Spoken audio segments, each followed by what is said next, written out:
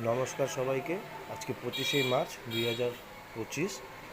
আপনাদের যেহেতু গত ভিডিওতে আমি বলেছিলাম নিফটির কিন্তু 23,700টা কিন্তু একটা মারাত্মক রেসিস্ট্যান্ট আছে।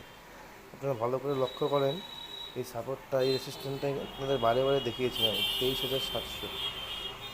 আজকেও কিন্তু মার্কেটটা ভালো করে লক্ষ্য করবেন, 23,762, মানে অনেকটাই গ্যাপ আপ হয়েছিল কিন্তু আজকে 62 থেকে পরে মার্কেট সেল করে 23,673 চলে এসেছিলো, এসে আবার একটা ভালো বাইং সাইড হয়ে 23,800-তে চলে গেছে, কিন্তু এখন কিন্তু আবার সেই 700 লেভেলটা ক্রস করেছে।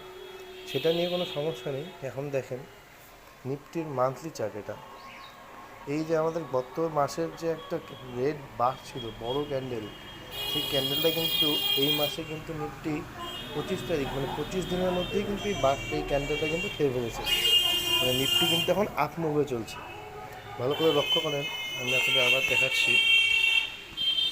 এই ছোটো ছোটো বারগুলো দেখেন, এই বারটা দেখেন রেড, মানে আগের মাসে, এই মাসে দেখেন ওটা কিন্তু ওভারটেক করে গেছে।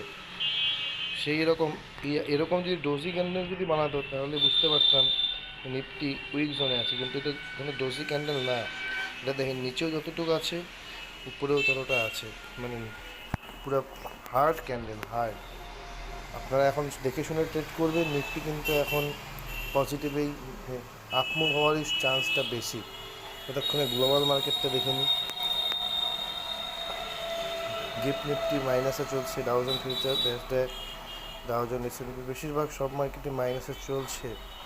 ইন্ডিয়ারটা দেখেন, Nifty 50, bank Nifty, Fin Nifty, পিসি Sensex, mid cap, India VIX. তো সবাইকে বারে বারে বলছি, আপনারা দেখে শুনে চিন্তা ভাবনা করে, কারো মানুষের কথায় না, নিজে জেনে নিজে সিদ্ধান্ত নিয়ে ট্রেডিং করবেন। ততদিনে আপনাদের মতামত আমাকেও জানাবেন।